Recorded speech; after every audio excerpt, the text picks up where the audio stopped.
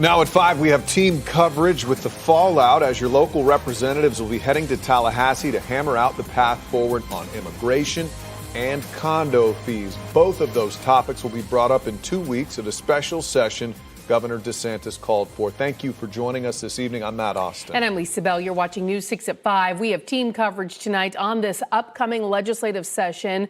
On the agenda for state lawmakers, illegal immigration and condo fees we mentioned, as well as hurricane relief, money for home hardening, and the process of getting state constitution amendments on the ballot. But we start with that immigration issue. The governor says new state laws are urgently needed to help President-elect Donald Trump combat illegal immigration. The Pew Research Center says as of 2022, there were 1.2 million undocumented immigrants in Florida. That is 5% of the state's population that year. News 6 investigator Mike DeForest joins us now. So, Mike, tell us about the timing of this special session. Lisa, the governor wants state lawmakers to be in Tallahassee just 1 week after Donald Trump is sworn into office. Now, DeSantis believes Trump will immediately issue executive orders addressing illegal immigration, and the governor says the state of Florida must be ready to assist. This is the time to get it right once and for all. Governor Ron DeSantis says Florida must help the Trump administration enforce our nation's immigration laws. So it will require new legislation in Florida to ensure that the duties of both state and local officials are very clear, and that those duties require them to be assisting the federal government in this regard. One way to do that, according to the governor, is through a program run by U.S. Immigration and Customs Enforcement called 287G.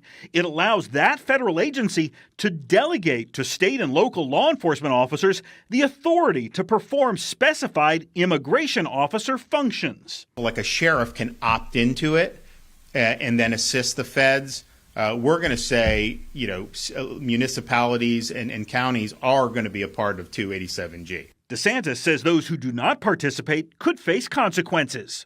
I have the authority with respect to certain officials to suspend them from their office if they are neglecting their duties. Look, we're going to support whatever the legislature decides. Seminole County Sheriff Dennis Lima says his agency already assists the feds with immigration matters. And so I do think this is Governor Ron DeSantis is trying to out-Trump Trump and showing that he is more aggressive on immigration policy. Democratic State Representative Anna Eskamani questions the governor's rush for a special session, in part because she says Florida's economy relies on immigrant labor. We don't even know what executive orders that President Trump is going to sign, let alone what policies days later Florida is going to consider. This is not how we govern. Now, DeSantis says Florida lawmakers must eliminate incentives for illegal immigrants. He specifically mentioned a current state law that allows undocumented children to pay the same college tuition rate as in-state Florida residents. Now, that law originally was sponsored more than a decade ago by Republican Jeanette Nunez, who just now happens to be DeSantis's lieutenant governor. He wants that law pulled back. Okay, interesting on the timing here, because usually our session begins in March or April? Yeah. And but he says, I want to be ready as soon as Trump takes office. Okay. Some urgency there. Mike DeForest, thank you.